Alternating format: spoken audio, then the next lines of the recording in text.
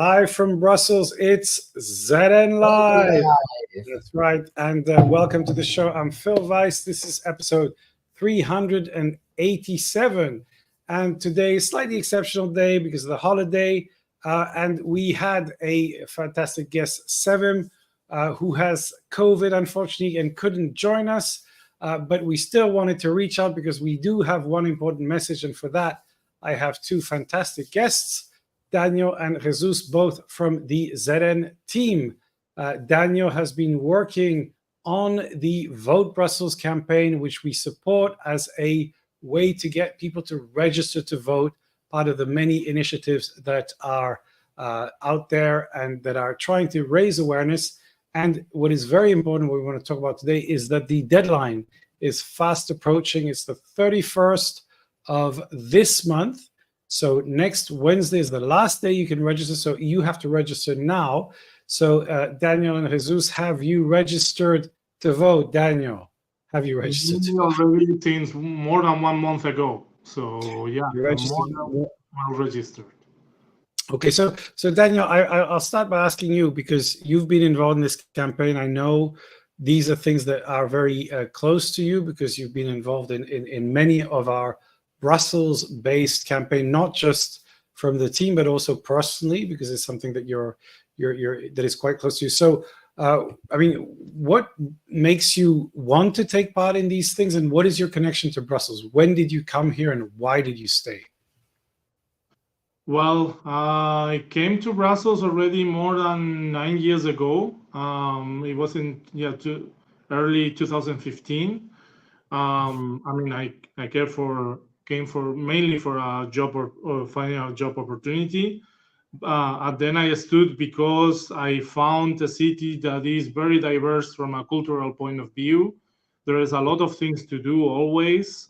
There's a lot of events, a lot of conferences, a lot of activities to do and to spend your time with, and also a lot of interesting people to meet.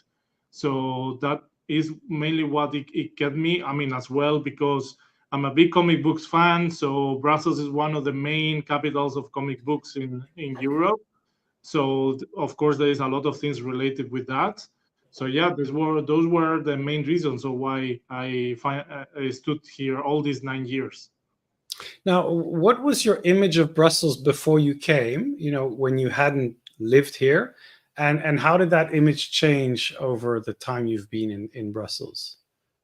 Well, I knew very little about Brussels before coming. Actually, many times, because Jesus is Spanish as me, I joke with him about the fact that many Spanish people, the only thing they know about Brussels is the guy who reports about the EU Commission and the European institutions and stuff on the TV news, and that's, I think, mainly what people know about Brussels.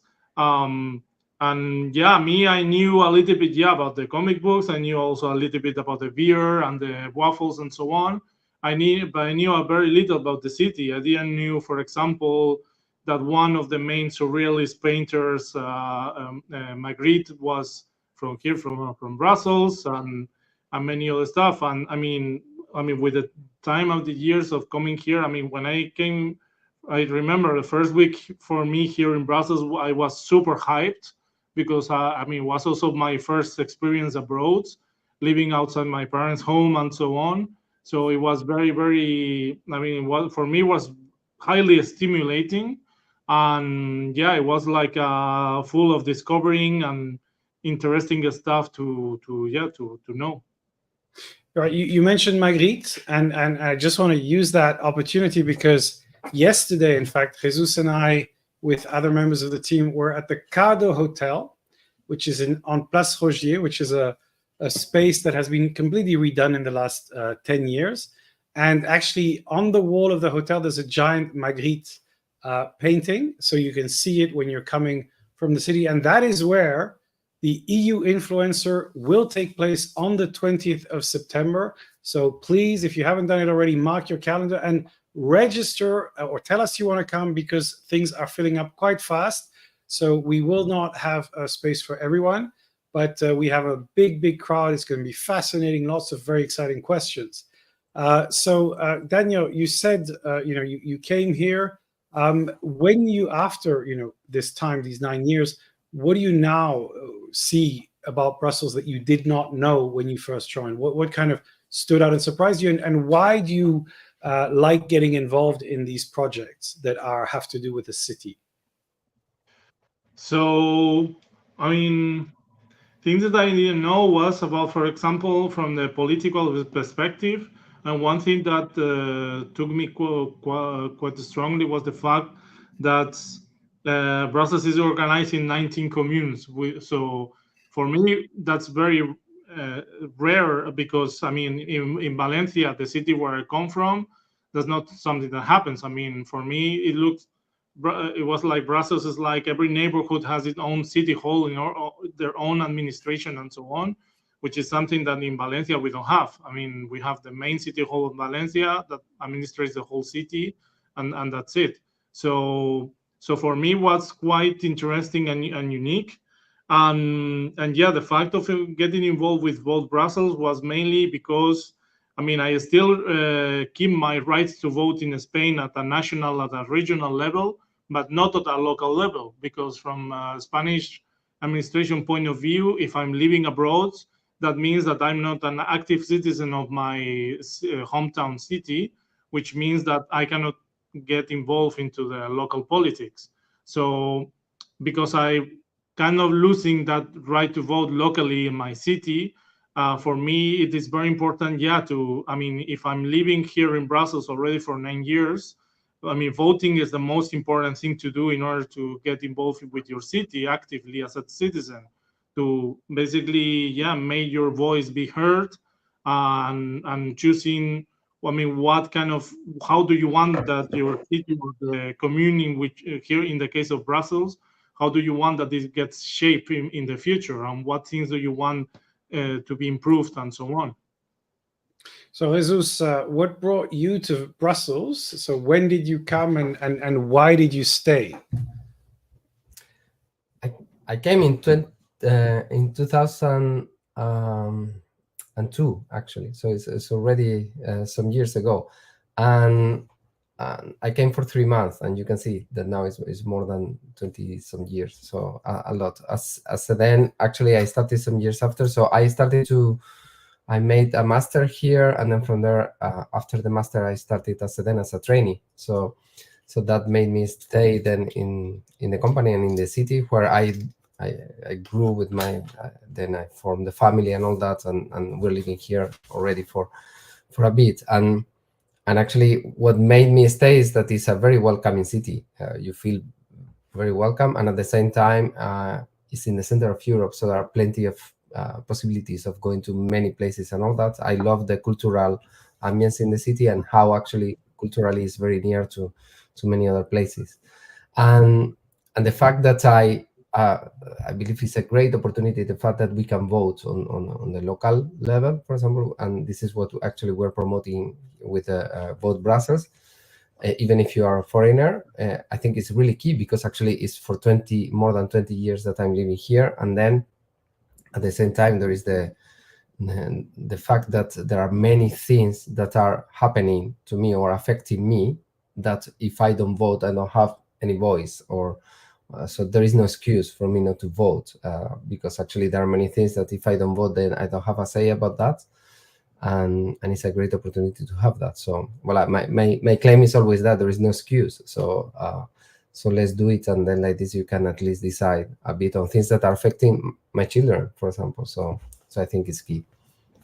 Yeah, and I think what we've seen over the past, and we've been discussing this a lot in these campaigns, is that the international community in Brussels has grown. Over the 20 years you described, even over the last decade, and certainly, I've been around Brussels since when I was 2 or 3 years old. I grew up here. There was a big divide between the international community and the local Belgians.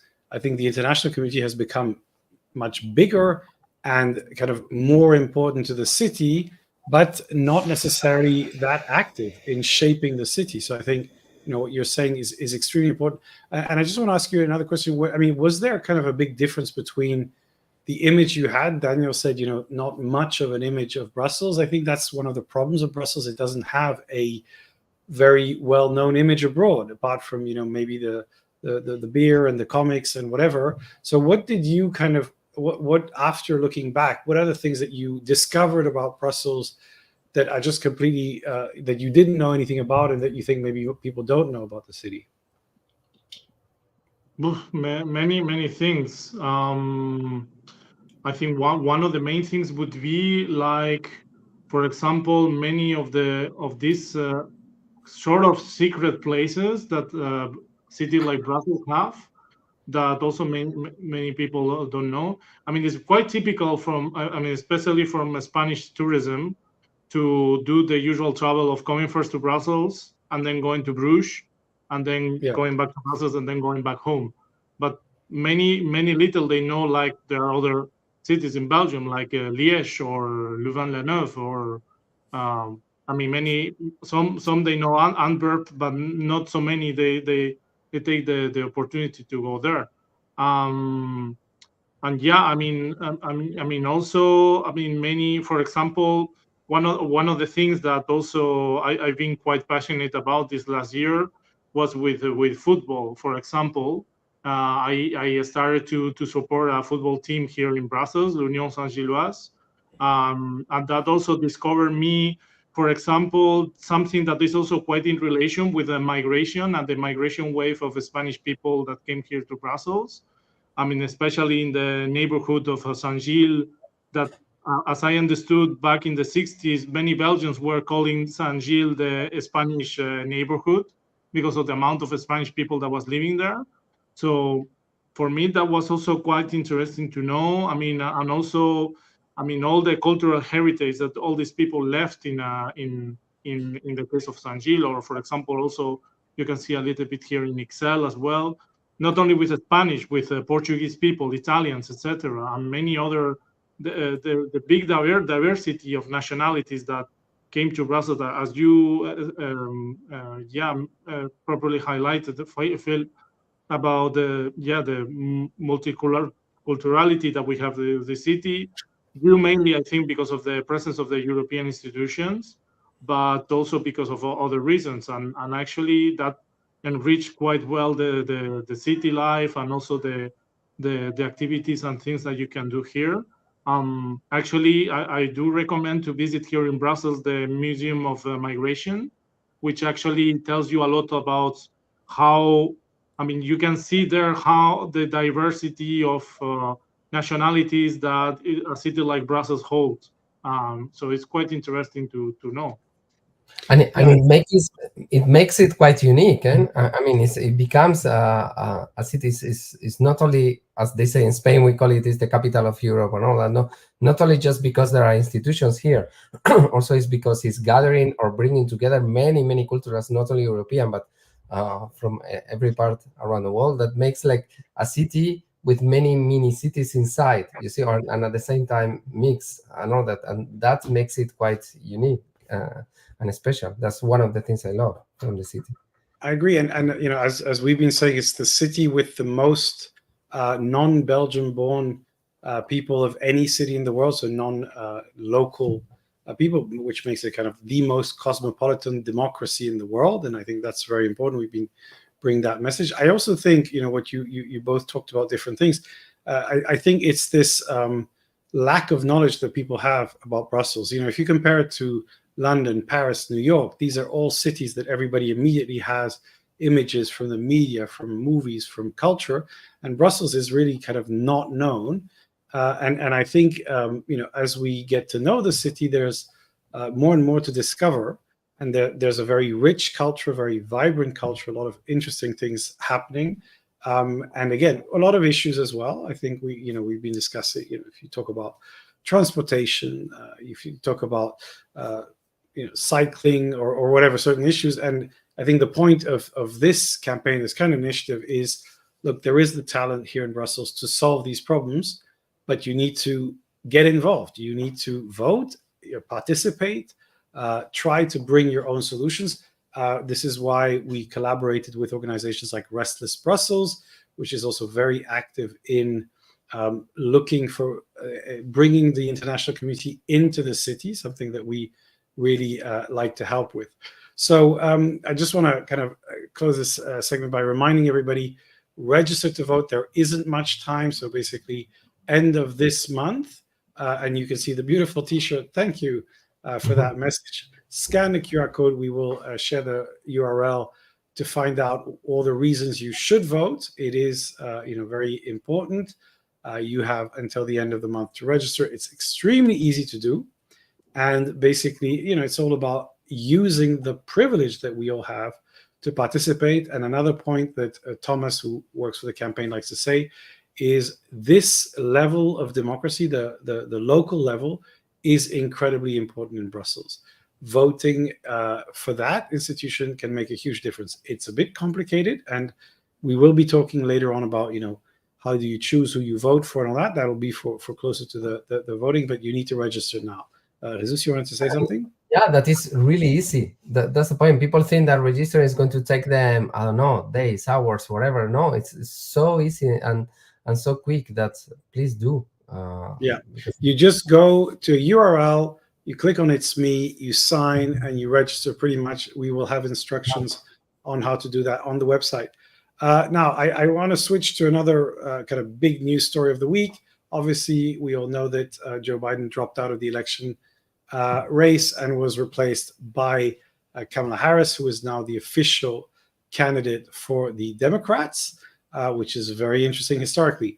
But what we've been fascinated about is the memification of Kamala Harris's campaign. Now, we've been discussing the impact of social media in all the other campaigns in Europe, in Belgium, in France, etc.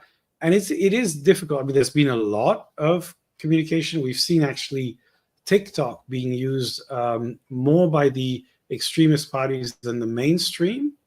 In Belgium, social media, again, was also, there was more investment of certain parties than others. Not everything is translated into votes. So I think that, it's very important to still be aware of this. Now, with Kamala Harris, there has been what's now called the BRAT phenomenon, B-R-A-T. And that's basically a meme that came out from a singer, a British singer who basically has an album called Brat. And basically, she has endorsed Kamala Harris. It's become a phenomenon. So if you Google Kamala is Brat, you will see the whole story. Now, what's interesting, and I think this is where there's something to learn, is that the campaign has embraced these memes. There are multiple memes. Meme where she talks about how her mother used to say, "You didn't fall off a coconut tree." That's become part of the meme of the Brat story. But what I think is very interesting, number one, is that it's really connecting to young people. And energizing a community that was disconnected from Joe Biden and the US election. And the other thing is it's turning attacks into a positive. So, something quite interesting. My question to you, obviously, Jesus, we worked on multiple political campaigns. How much do you think this matters? And how easy do you think it is to do? Because it kind of feels like a bit of an accident. They didn't plan this. I think it just happened.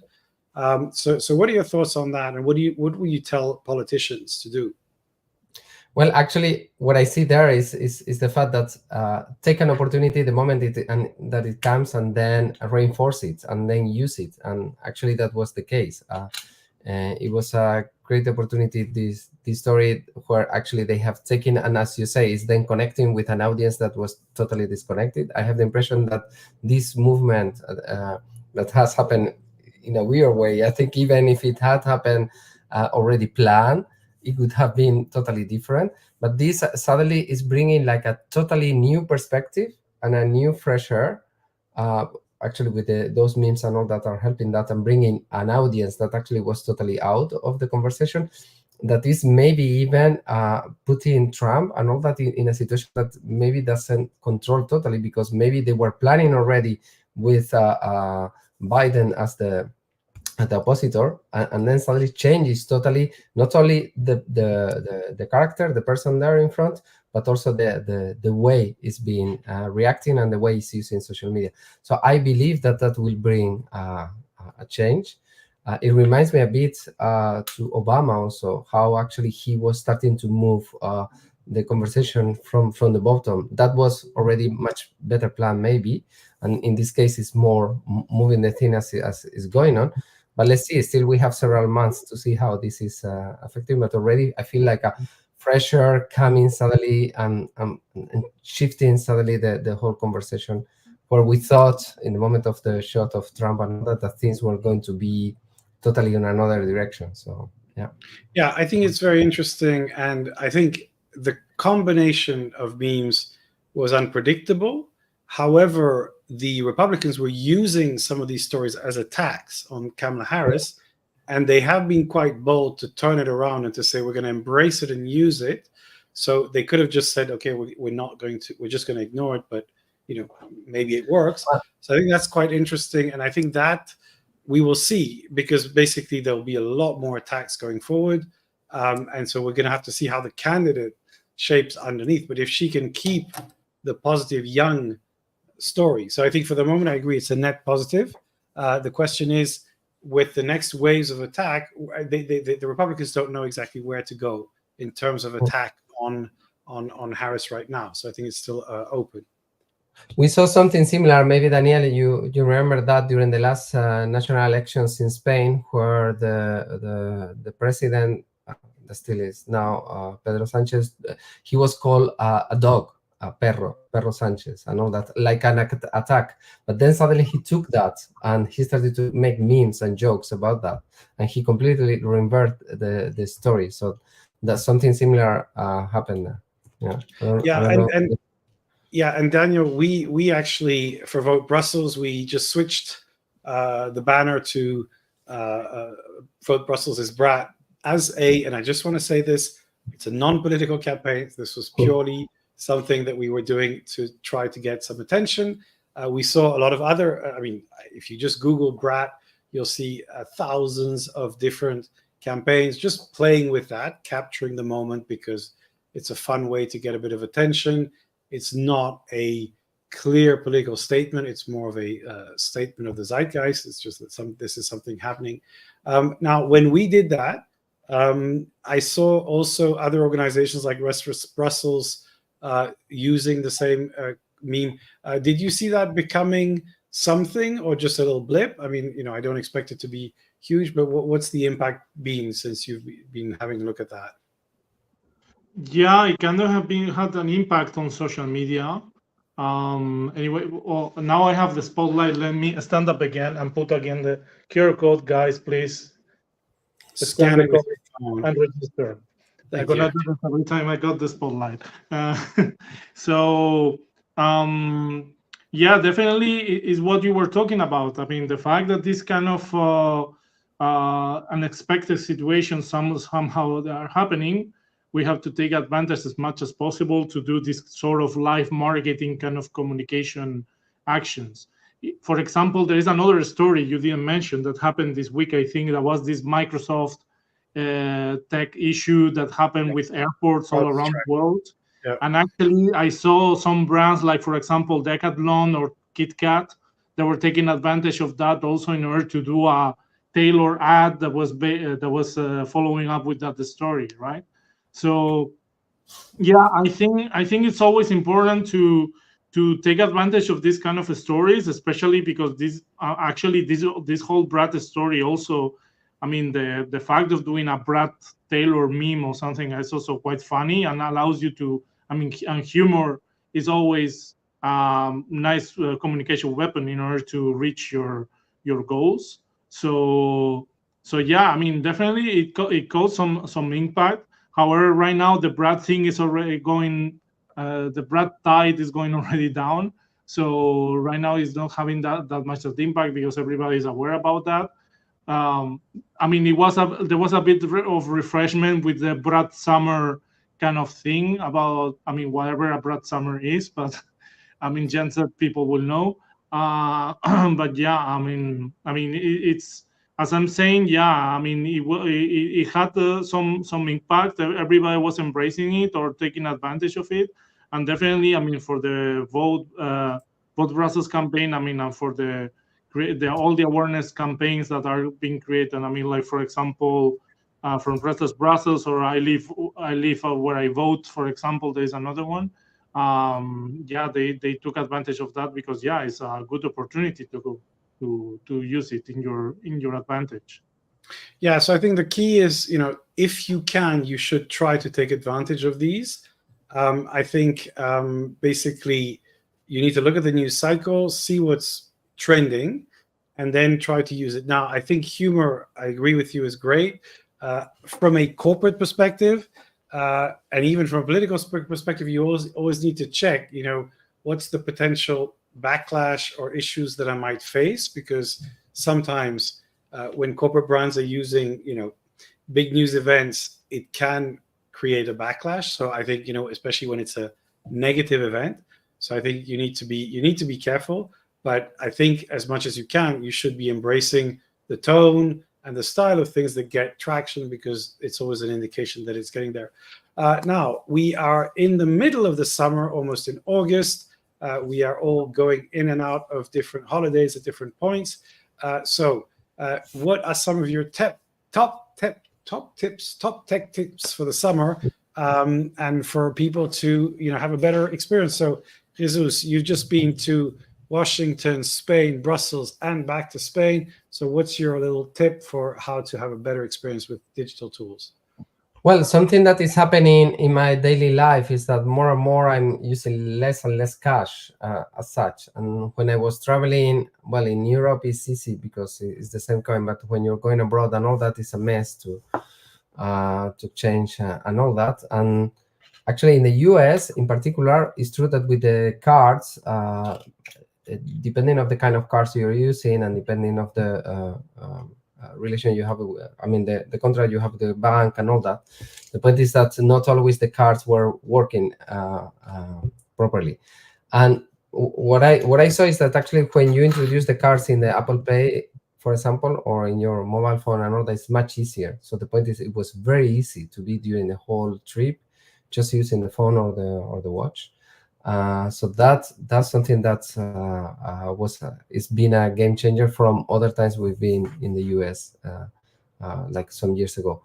Another thing, by the way, I want to say that actually I see an increase of people that are starting to get rings, like digital rings, like the watch, to pay actually, or so I think there is a new trend that are coming soon. So we will start maybe seeing people. Let's see what happens with Apple. I think is up to bring one maybe soon.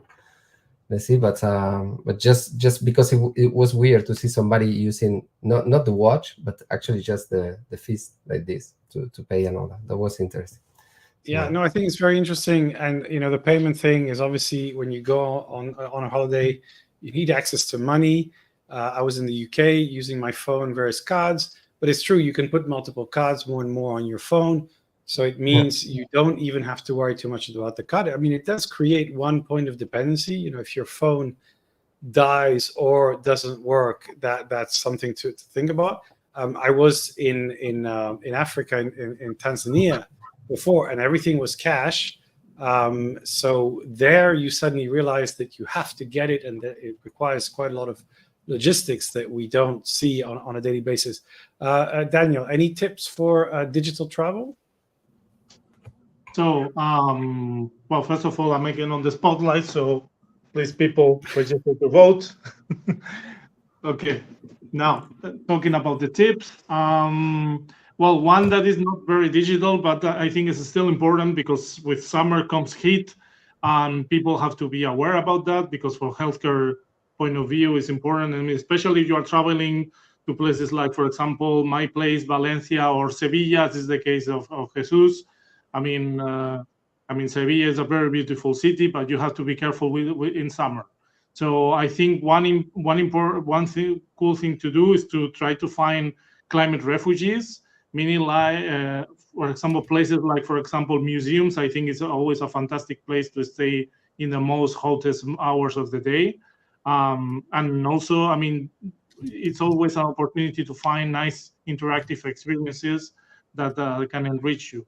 Now, going more to the digital specifics, I mean, one application I really like a lot is one that is called Meetup. I mean, it's a sort of it's an application that has already some years, but I always found interesting because it helps you to find events or, for example, specific activities to do in a city in which you are. For example, you want to find a guided tour for a specific experience. For example, I don't know, in order to know some breweries here in Brussels, or other sort of experience that you can find in other countries or cities.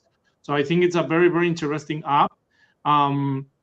Another tip I would give digital would be to follow and try to find travel influencers, because especially and actually lately a friend of mine discovered to me a specific travel influencer that was offering services for creating a tailored guide for a city or for having a specific experience. For example, based on novels. For example, if you are going to London, this person can make you a travel guide for discovering things about Sherlock Holmes, for example, or stuff like that. So you can go. It gives you all the places to go, nice restaurants to visit, etc. So that's also quite important. And I think the third thing, I mean, something that, I mean, it's pretty obvious, but I mean, Google Maps is always a good, I mean, a very basic app, but actually it has a lot of functionalities that many people maybe they don't know. I mean, especially, for example, you want to find, again, also there is people who create guided tours on Google Maps that you can load on your own account, and then you can follow as well. So I think that would be also a thing to make aware people about, like that with Google Maps specifically, there are a lot of hidden features that maybe not so many people know, but for example, for summer holidays, they can be pretty interesting.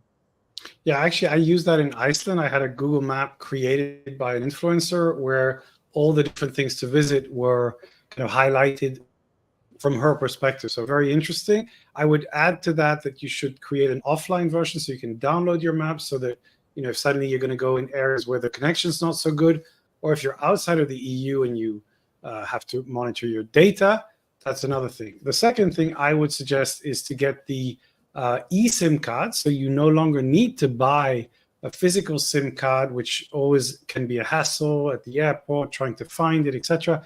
You can research online, you can buy it, install it on your phone, delete it when you're done without having to move. So I think that for me, that's a big logistical time saver. And then, of course, you know, something quite simple. You can use Uber, of course, because once you set up your account, it works in any country where Uber services are available, which is also, by the way, true of Uber Eats. So if you need to order something and you have some issues finding an open restaurant or whatever, so that's quite interesting. And then I would say AI is becoming an interesting planning tool. So instead of kind of having to Google different influencers saying these are the things you have to visit, you can ask ChatGPT or Gemini to say, put together, I have 2 days in Florence. What can I see? I prefer art and culture, or I prefer walking, or whatever. And it can give you a tailored plan, including little maps, including museums and references. So something quite interesting. And of course, translation when you are in a country where you don't understand. Now the Google Translate app is very good, but it's getting much better very, very fast. So I believe those are all the tips and tricks we have time for. I want to end with with reminding you that on the 31st, registrations for the vote in the Commune close. So please remember to vote. Thank you, Daniel. Again, vote Brussels for more information and to register, and basically be ready to be there at the election. Use your votes, because if you don't, you lose your right to complain. Thank you very much. Have a fantastic weekend and a sunny week in Brussels or wherever you are, and stay connected and keep talking to us. Thank you very much. Bye, everyone. Bye-bye. Bye. And stay hydrated.